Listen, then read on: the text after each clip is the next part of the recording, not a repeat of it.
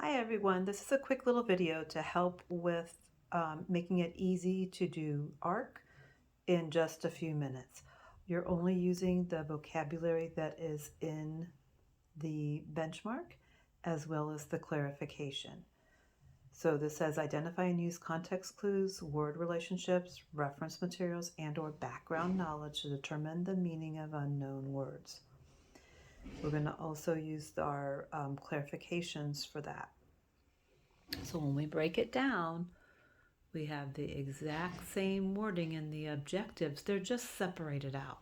You can see in orange, you can see how we have circled the verbs, and those verbs are in the objectives. Those same verbs are in the objectives. What's happening is we're getting different verbs in the objectives, and we understand that you have to scaffold your lesson to get to where you need to be. But this is the objectives that you're trying to get to in your grade level. So our first objective would be to identify context clues, including, and then this is where the clarification comes in. If you look in your book, you're going to see that the clarifications are through definitions, synonyms, antonyms, examples, and inferences. We have to list those out because it reminds us of what we have to teach. We might just use context clues like pictures or a word in front. So it's important that it is spelled out exactly what we expect them to be able to do.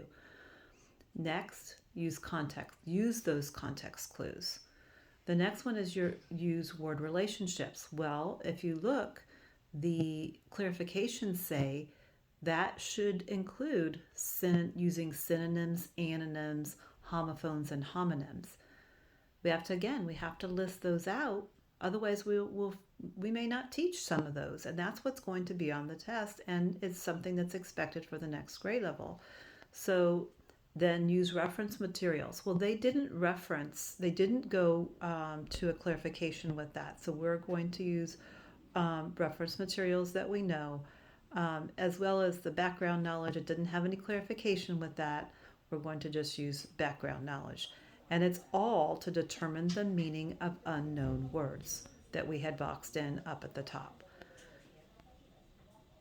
Remember, you have it all in your book. It's all written out for you. I'm going to show you the book. If you do not have this book for ELA, let me know and I will get you one. You want to make sure that you get the one that says second edition down at the bottom, because those have all the clarifications in the back for you. The first edition didn't have all of the information in it, but the second edition has all of that information for you. So pretty much everything that you need should be in this book. It's just breaking it apart so that when you're teaching, you can say, I'm going to focus on this. So objective 1 is identify context clues, including definitions, synonyms, antonyms, examples, and inferencing. So I need a task that's going to target that, that's going to help students be able to do that. I have to make sure that my task includes all four, 1, 2, 3, 4, 5, all 5 of those definitions, synonyms, antonyms, examples, and inferences. If I don't, then they're not going to be able to use those types of context clues if they haven't been exposed to that.